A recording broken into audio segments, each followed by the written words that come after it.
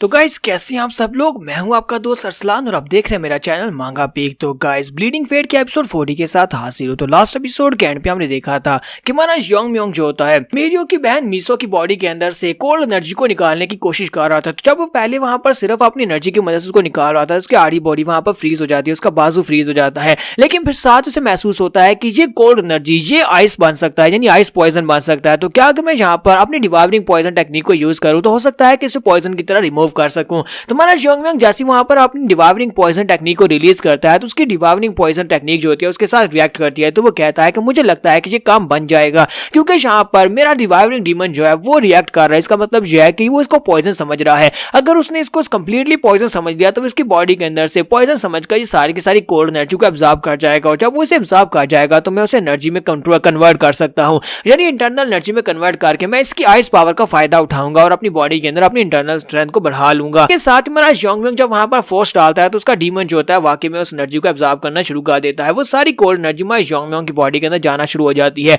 और साथ ही उसकी आधी बॉडी जहां पर फ्रीज हुई होती है वो सारी की सारी बर्फ भी वहां पर उसकी बॉडी के अंदर एब्जॉर्ब हो जाती है। योंग म्योंग कहता है कि चलो जल्दी से सारी की सारी एनर्जी को एब्जॉर्ब कर लो, ये तुम्हारे लिए एक बहुत बड़ा मौका है। तुम्हें जहां पर बहुत सारी एनर्जी मिल रही है, तुमने इतनी सारी एनर्जी पहले कभी एब्जॉर्ब नहीं की होगी, दूसरे पॉइजन की वजह से तुम इतनी सारी एनर्जी तो नहीं ले पाते होगे। तो वहां पर वो सारी की सारी एनर्जी को एब्जॉर्ब करना शुरू कर देता है। थोड़ी देर के बाद वहां पर मीसो की बॉडी जो होती है वो गर्म हो जाती है जिसकी वजह से बॉडी के ऊपर से आइस खत्म हो जाती है और आइस के खत्म होने के बाद वो अपनी आंखें खोलती है और कहती है कि ये क्या मेरी बॉडी के अंदर से कोल्ड एनर्जी निकलती जा रही है। फिर साथ ही वो सामने देखती है तो उसके कपड़े आधे उतरे हुए होते हैं और साथ ही हमारे योंग म्योंग का हाथ उसकी बैली के ऊपर होता है। तो जैसे वो उसका हाथ अपनी बैली पर देखती है वो उठकर खड़ी होती है और चिल्लाना शुरू कर देती है। सॉरी, उठकर खड़ी नहीं होती बल्कि बैठकर चिल्लाना शुरू कर देती है और कहती है कि जी यहाँ पर क्या हो रहा है, ये मेरे साथ क्या कर रहा है। हमारे योंग म्योंग ने उस बेचारी के नीचे के कपड़े भी उतारे होते हैं जिसकी वजह से बेचारी बहुत ज्यादा शर्मिंदा हो जाती है। जैसे वो साइड के ऊपर देखती है तो मीरियो वहीं पर खड़ी होती है। तो वो उसे कहती है कि सिस्टर तुम ठीक हो। तो मीरियो भी बहुत ज्यादा खुश होती है, वो उसे देखकर बहुत ज्यादा खुश होती है। मीसो भी उसे देखकर खुश हो जाती है और कहती है कि मीरियो हाँ ये मैं ही हूँ, मैं बिल्कुल ठीक हो गई हूँ। दोनों वहां पर एक दूसरे को देखकर रोना शुरू कर देती है। तो मीरियो आगे बढ़ती है और उसे गले से लगाकर और भी ज्यादा रोना शुरू कर देती है। के बाद मीरियो से सारी बात बताती है कि ये लड़का योंग म्योंग है और अब ये हमारी फैमिली का हेड है। मैं इसे यहाँ पर तुम्हें बचाने के लिए लेकर आई थी और इसी वजह से तुम्हारी बॉडी के ऊपर से कपड़े हटाए ताकि ये तुम्हारी बॉडी के अंदर से कोल्ड एनर्जी को निकाल सके। मीसो से कहती है अच्छा तो ये बात है, इसका मतलब यह है कि ये मेरी मदद कर रहा है, तो इसी बंदे ने मेरी मदद की है।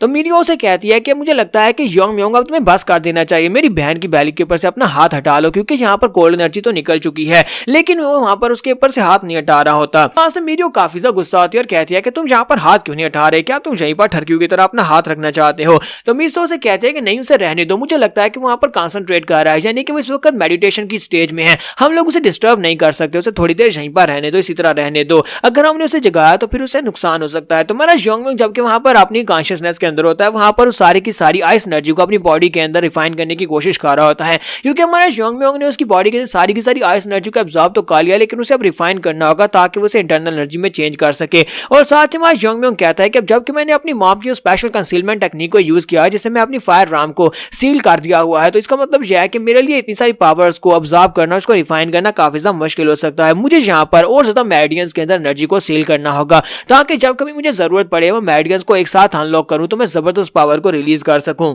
योंग म्योंग वहां पर क्लोज मेरिडियंस को इस एनर्जी के साथ ओपन करने की कोशिश करता है और इसी के साथ ही वो एक मेरिडियन को ओपन करता है और कहता है कि लो मैंने एक मेरिडियन को ओपन कर दिया लेकिन इतना काफी नहीं है, मुझे अपनी इमेजिनेशन से आगे बढ़ना होगा। और इसी के साथ ही वहां पर 4 मेरिडियंस को उस एनर्जी के साथ भर देता है और कहता है कि मैंने यहाँ पर आइस के साथ 4 मेरिडियंस को ओपन कर लिया है।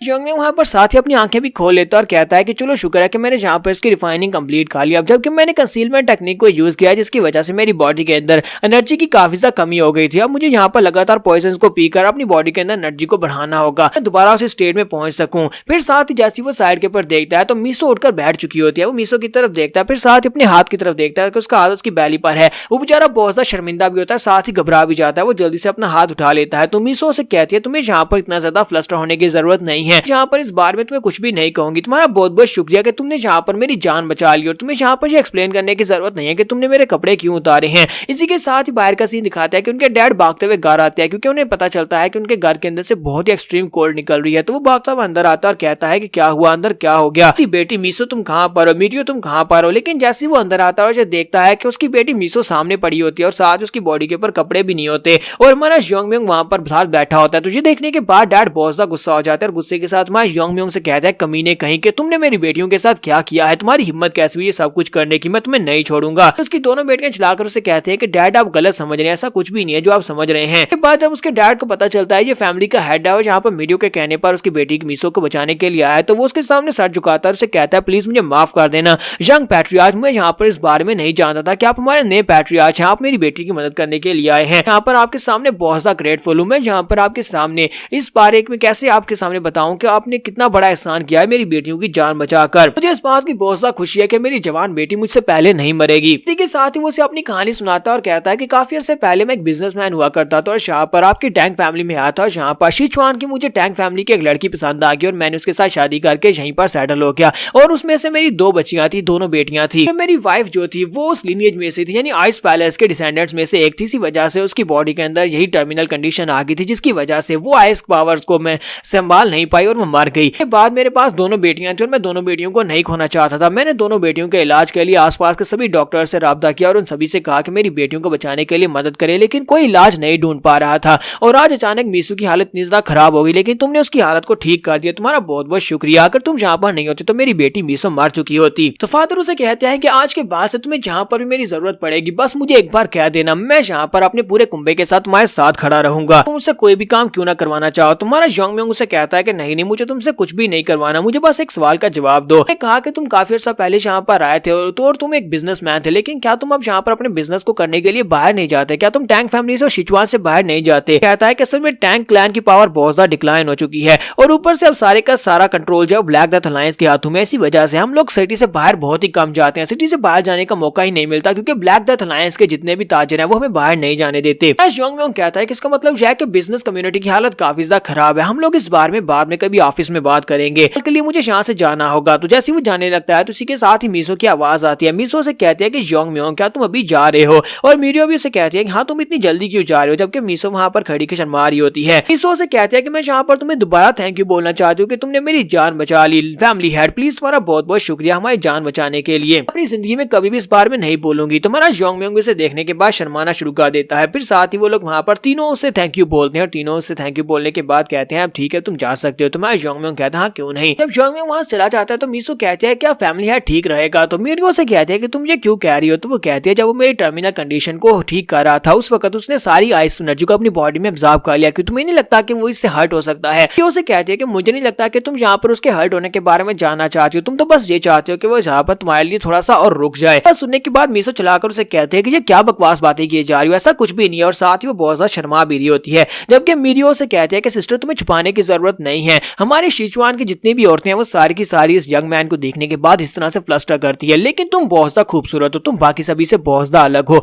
उम्मीद करती हूँ कि ये लड़का तुम्हें मिल जाए। इस तरह से मैंने अभी योंग म्योंग के चेहरे के ऊपर उसके एक्सप्रेशंस को देखा और साथ ही उसके लाल चेहरे को देखा है, तो मुझे तो लगता है कि वो भी तुम्हारे प्यार में पड़ गया है और हो सकता है कि तुम दोनों फ्यूचर में एक दूसरे के हस्बैंड एंड वाइफ बन जाओ। मुझे लगता है कि वो तुम्हें भूल नहीं पाएगा बल्कि अभी भी रास्ते में तुम्हारे बारे में सोच रहा होगा। और यहीं पर हमारे योंग म्योंग को दिखाते हैं कि योंग म्योंग रास्ते में चलता हुआ जा रहा था और वहां पर जाते हुए सोच रहा होता है, वो मीडियो के फादर की फैमिली के बारे में सोच रहा था। फिर साथ ही कहता है कि वाकई में मेरी भी एक फैमिली हो सकती है। फिर साथ ही वहां पर वो दोनों किस कार्य होते हैं, यानी योंग म्योंग और मीसो दोनों किस कार्य होते हैं, वो यहाँ पर ये सब कुछ अपनी इमेजिनेशन में सोच रहा था। फिर साथ ही वो दोनों शादी करते हैं और उनका एक प्यारा सा बच्चा होता है और उसके बाद वो दोनों बैठकर देख रहे होते हैं कि उनका बच्चा वहां पर खेल रहा है। फिर उसके बाद हमारे योंग म्योंग का बच्चा अब काफी बड़ा हो चुका है और वो दोनों बाप बेटा वहां पर बैठकर प्रैक्टिस कर रहे हैं। और उसके बाद उनका बच्चा बड़ा हो चुका है, योंग म्योंग बुढ़ा हो चुका है, वो अपने बच्चे की शादी करते हैं। जब उसकी शादी करते हैं तो उसके बाद नेक्स्ट जो हमें स्ट्रिप दिखाई जाती है उसमें उनके बच्चे का बेटा होता है जिसे उठाकर हमारा योंग म्योंग ग्रैंड पेरेंट बन जाता है और काफी ज्यादा खुश होता है। और उसके बाद हमारा योंग म्योंग इमेजिन करता है कि वो अपनी बुढ़ी वाइफ के साथ नदी के किनारे बैठा होगा और